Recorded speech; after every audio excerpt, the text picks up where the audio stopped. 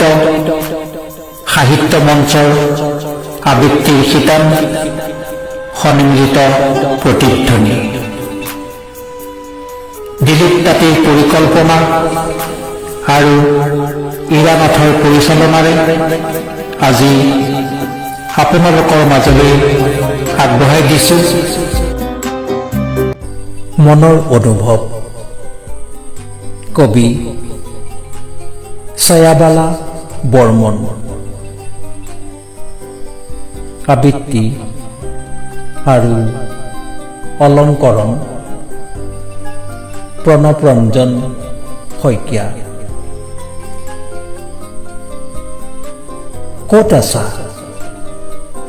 এখনি বহল গোলাকাৰত সাৰুৱা জন্মভূমিৰ মাটিত নীলা আকাশৰ তলত এখনি সম্পূৰ্ণ অনুভৱেৰে ভৰা নিৰাকাৰ স্তম্ভৰ মাজত। কেনেকৈ আছা? পানীত ভাহি থকা মেটেকাৰ দৰে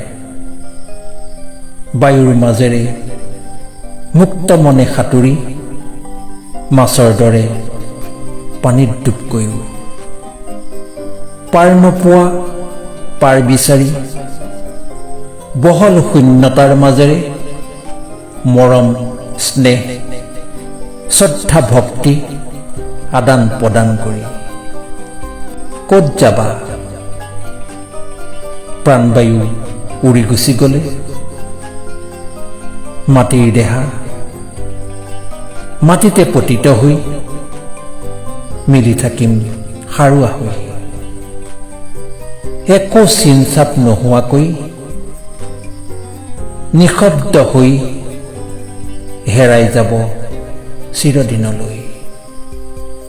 নিঃশব্দ হৈ হেৰাই যাব চিৰদিনলৈ।